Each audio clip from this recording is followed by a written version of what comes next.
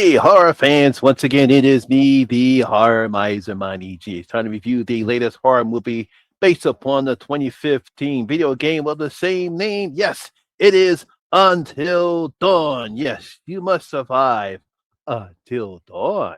Y'all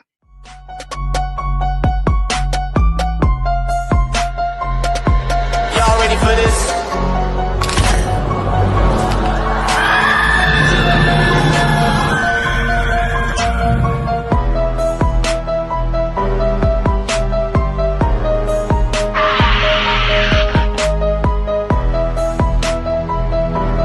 Hey, horror fans! Once again, it is me, the Horror Miser Money G. Now, horror fans, before I begin my review of Until Dawn, I want to introduce to you some newly minted gold coins that the miser has crafted along with my help of my animated girlfriend Triv of Trivia Theater. As you can see now, look, it is the miser's new bloody gold coin. I'm going to be using this as the miser has given me his permission to use this new bloody gold coin in my video. So can't wait to put this up on the screen. All right, now time for the video. Now, Until Dawn is a 2025 survival horror film that was directed by Dave Sandberg. Now, the film was written by Gary Dolberman and Blair Butler and is based upon the 2015 video game of the same name by PlayStation Studios. Now, the film stars Ella Rubin, Michael Cimino, Odessa Azan, Jin Young Yu, Belmont Clementi, Maria Mitchell, and Pete Stomare. Now, in this film, a group of friends trapped in a time loop where mysterious foes are chasing and killing them in gruesome ways must survive until dawn to escape it. Now, horror fans, it seems that we've had our fair share of horror films that were adaptations or based on horror video games. I mean, obviously, we have the Resident Evil film series, and then we have Doom and Silent Hill and House of the Dead, Dead Space, Alone in the Dark, and of course, Five Nights at Freddy's. It seems horror filmmakers can't get enough of making a horror film that are based or adapted from popular horror video games.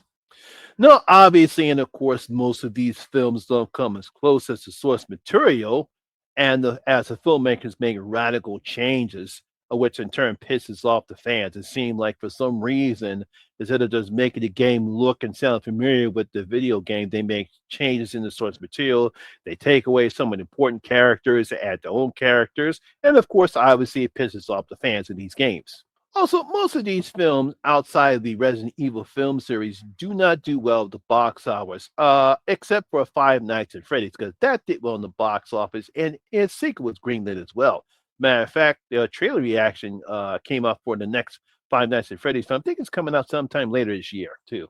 Now that brings us to Swedish filmmaker David F. Sandberg, who gave us Lights Out and Annabelle Creation. With his latest project and entry into this subgenre of horror, this one is called Until Dawn. Yes, it's based upon the video game of the same name. Now, in this film, we're introduced to Clover Paul, a young woman who, along with her ex-boyfriend Max, best friends Megan and Nina, and Nina's current boyfriend Abel, are searching for her missing sister Melanie.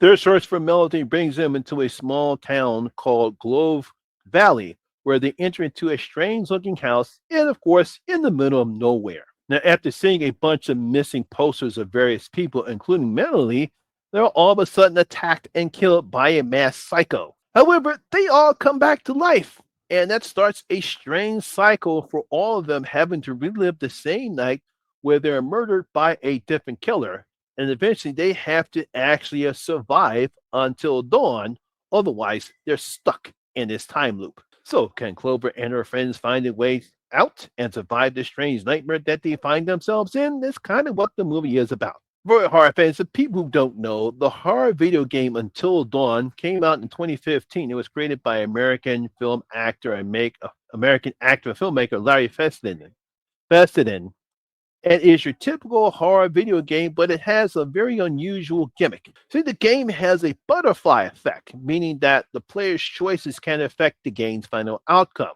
Now, without giving too much away, you can have it to where all the players in the game survive, some of them die, or they all die. It's all based upon the choices the player makes during the game. It's played from a third player's perspective. They eventually have to go around solving the mystery that's going on at the location that they're at.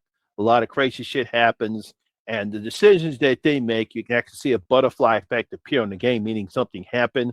And of course, that can cause either some people to die, they can all survive, or they all die. Now, because of the butterfly effect, it also had a great story, had a great setting, had some great character development, and some frightening creatures. Became one of the best-selling video games of 2015. So it was no surprise to me or if anybody else that a horror film based on the game would be greenlit, as the game has premises of other horror films such as Evil Dead 2 and Poltergeist. As a matter of fact, Sony and I believe Larry also said that the game is kind of was based upon those two horror films and other video games such as Resident Evil and Silent Hill. Now, I will give credit, or I will give David credit and his crew for trying to create something similar to the game, but all we have here is just another average horror film at best.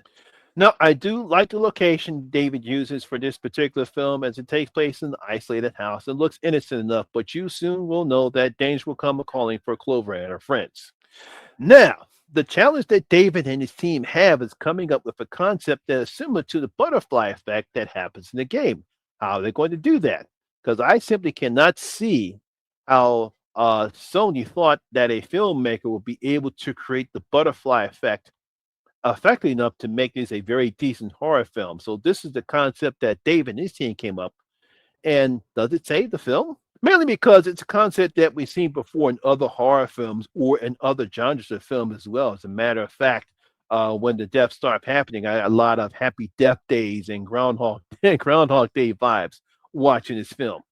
Now, at least we get to see some interesting kills taking place, and we also get some nice practical effects that happens as well. I won't say what happens, but if you've seen the movie, you know what I'm talking about. My main problem with the film is the lack of any character development, as the only character that actually has some depth is Clover. I mean, other than Clover's motivation to find her missing sister, Melody, we simply don't get enough from anyone else from Max, Nina, Megan, or Abel. And you see, their only purpose is to help Clover find her sister, and we're all good friends. And that's basically it. We don't get any other type of character development between these two characters. There's supposed to be some type of a conflict between Clover and Max because that's her ex boyfriend, and that's only the thing we get to hear about, and that's it. Megan is supposed to be some type of a psychic that has some type of psychic powers. We get some little thing with that, but that's all we get about that. And we get nothing with Nita and her boyfriend Abel. That's about that. So we get no character development at all in this film. I mean, what made the video game great were the characters, as we learn more about them while playing the game, but we don't get anything in this particular film here. So that makes their deaths meaningless if we simply don't care enough about them to see if they can survive this nightmare. I mean, we're really not pulling for anybody in this particular film. Now, Elder Rubert, I mean, she's okay as Clover. I mean, she plays a young woman who feels guilty about letting Melody go and leaving. There's something have to do with her mother, and that's what the conflict was. And she's willing to do anything to save her. I mean, the rest of the cast is fine. I have no problem with their acting, but they're not experienced enough to give this film any type of life with the bland and average script that Gary Doberman and Bear Blutton has given them, which is kind of surprising because Gary Doberman, he's given us decent, better films other than this one, but he simply did not hit the mark with this one at all. Now, for some reason, it seems that Gary and Blair didn't give a certain character any motivation regarding the events taking place in this film, especially during the third act, other than some vague reasons, and but that goes nowhere. I mean, you want to at least have some type of a motivation as far as the reason why this particular character is doing what they're doing, but we get none of that here. I mean, one of the things that happened in this particular film, there is one aspect of this film that we get from the game, but it's totally different as opposed to what happens in the game as we get to hear. It's nice seeing them, and they do play some integral part of what happens in the third act of the film. but the motivations and the mythology are totally different. I'm pretty sure some people might enjoy it and some people might get mad about it. Again, I'll say this again, trying to duplicate or trying to come up with a concept as far as the butterfly effect that we saw in the game and what they use here, again, it just doesn't hit because unfortunately it's something that we've seen before. And I can't see how Sony thought that trying to make a movie adaptation without including the butterfly effect, I think they would have to do something which I'm pretty sure they didn't want to do budget wise and concerned, because if you want to try to use a butterfly effect, then you would have to have different endings or different survivors. Like say you would have it to where certain parts of the country get this particular version of the film where we don't get to see some of the cast survive, another part of the country get to see this cast survive, or another part of the country gets to see that no one survives. I mean, that would be the only way to really duplicate the aspects of the butterfly effect in the game and try to do it in the movie. And I don't think Sony thought that would be a good way to do it because it costs more much money. And we know with horror films, they want to keep the budget low because they want to make money. So again, basically what we have here is just your average horror film that while we do get some decent kills, some okay acting, and some nice little scares. I thought the creature designs were pretty good. There's some other act stuff that happens in the film. I'm pretty sure you was trying to know what I talked about. I thought it was decent, well, but unfortunately doesn't live up to the horror video game that this is based on. So I'm going to give Until Dawn only two of the Horror Miser's bloody gold coins. Just only two. Like I said before, it's not a bad film. It's okay. It's all right. Like I said, we got some nice practical effects. The acting is okay. I like the location. I like some of the stuff that happens in the third act of the film. Like I said, the creatures are very gnarly looking. I like the designs, kind of similar to what we saw in the video games as well, but that's about it. So there you have it, horror fans. That is my review and video of Until Dawn. I hope you did enjoy it. And if you did, please give it a thumbs up, like, and share. It really helps out with the YouTube algorithm. Did you see enjoyed? Have you seen Until Dawn? What you thought about it? Did you enjoy it, or did you thought it was just like I did? Leave your comments section. Leave your comments in the comment section. Tell me what you thought about Until Dawn. Also, if you're new here, please hit that subscriber button, ring that notification bell. That way, we notified anytime when I put a new video such as this one. Once again, my name is Lamont Smith, better known as the Horror Miser Money G. And always remember that horror rules. And I see you in my next video. That guy, stay safe out there.